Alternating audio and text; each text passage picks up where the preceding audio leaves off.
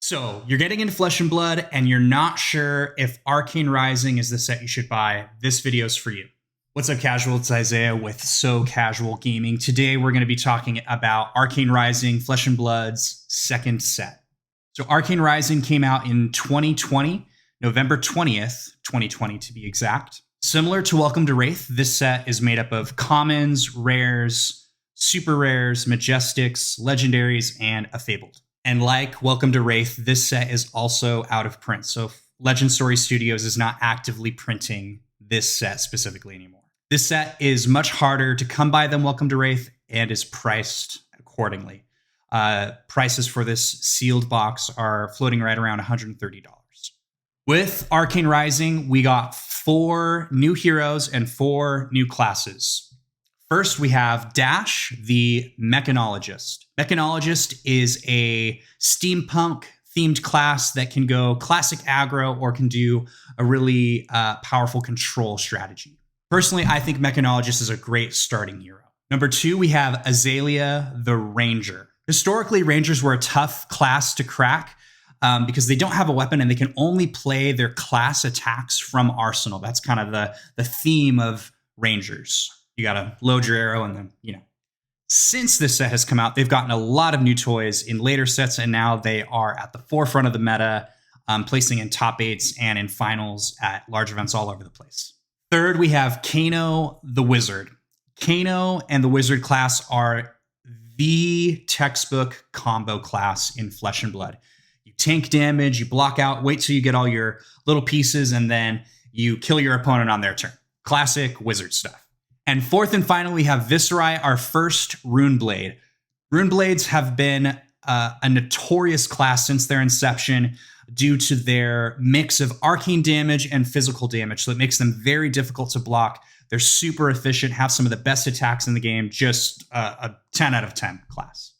Now for cards you want to look out for. Obviously, any of the five legendaries in this set are going to be good hits, but there are 3 specific cards that you want to be looking out for in this set. Number 1 is Stormstriders. This is the Wizard legendary. It lets you play a Wizard non-attack action as if it were an instant, which then means you can play it on your opponent's turn.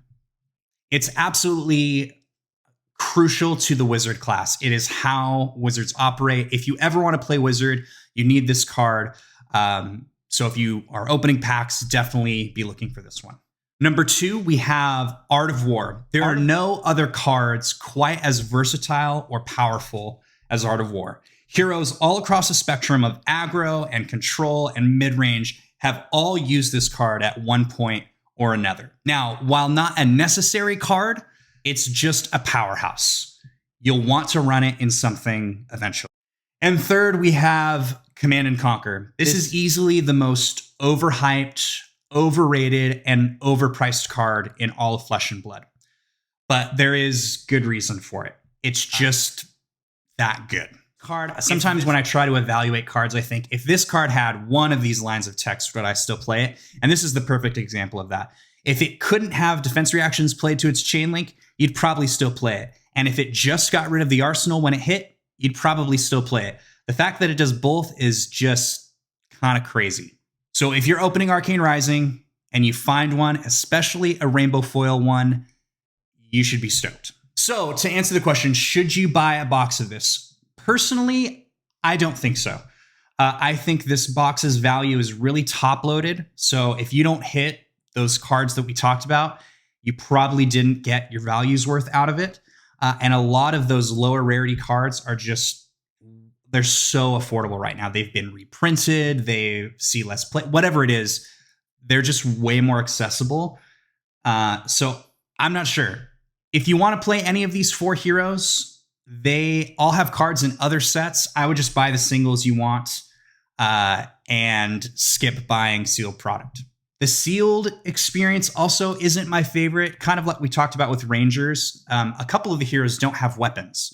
And when you're playing sealed, your weapon is a big part of how the game is played because you don't always have a bunch of great attacks. So you kind of rely on your weapon as something to do on your off turns. And the fact that Wizards and Rangers don't have weapons in their class, traditionally speaking, it makes it pretty difficult to have like a really balanced sealed experience. So all that to say, this is a fantastic set. Some of my favorite heroes were introduced in this set.